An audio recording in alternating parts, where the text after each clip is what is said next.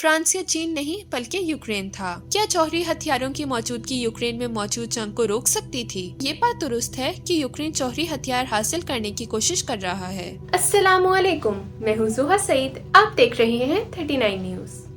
आज मैं आपको यूक्रेन के बारे में बताऊंगी। यूक्रेन दुनिया की तीसरी बड़ी जौहरी ताकत से मौजूदा हालात तक कैसे पहुंचा? शायद आपको ये बात अजीब लगे, लेकिन सर्द जंग के दौरान करार्स पर अमेरिका और रूस के बाद तीसरी बड़ी एटमी ताकत बरतानिया, फ्रांस या चीन नहीं बल्कि यूक्रेन था। सन 1991 में सोवियत यूनियन के खात्मे के बाद नवाजाद मुल्क, जिनको विरासत में तकरीबन 3000 जौहरी हथियार मिले थे, जो मॉस्को ने इसकी सरजमीन पर छोड़े थे, मगर 3 दहाइयों के बाद यूक्रेन जौहरी हथियारों से पाक हो गया है। गुज़श्ता माह 24 फरवरी को यूक्रेन पर रूस के हमले के बाद यूक्रेन के एक नाजुक दौर से गुजर रहा है। व्लादिमीर पुतिन की जानिब से नेटो में शामिल मुल्कों की तरफ से किसी भी मुमकिन मुदाखलत पर अपनी अफवाज को चौकस रखने के हुक्म के बाद जारी जंग के खतरे पर एक मरतबा फिर बहस शुरू हो गई है। लेकिन गुज़श्ता दहाइयों में यूक्रेन के साथ ऐसा क्या हुआ है कि वो दुनिया की एक बड़ी एटमी ताकत से एक ऐसा मुल्क बन गया है जिस पर इसके हमसाया मुल्क ने हमला करने का खतरा मोल लिया? ये सवाल सहन में पैदा होने के अलावा और भी कई अहम सवालात जवाब तलब है। क्या जौहरी हथियारों की मौजूदगी यूक्रेन में मौजूद जंग को रोक सकती थी?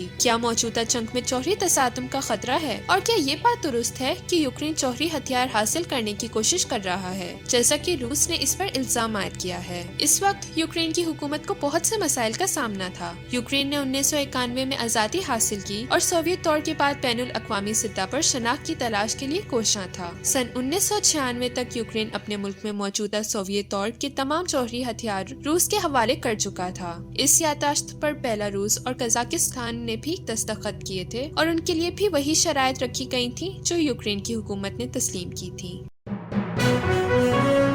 अहम इश्यूज हों या मुल्की और गैर मुल्की शख्सियात की प्रेस कॉन्फ्रेंसेस,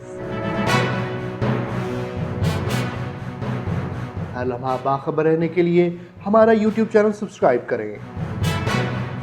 बावसूख ज़राए से मुसद्दिक़ा खबरों, तज्ज़ियों और तबसरों से मुस्तफ़ीद होने के लिए अभी हमारी वेबसाइट को विजिट कीजिए।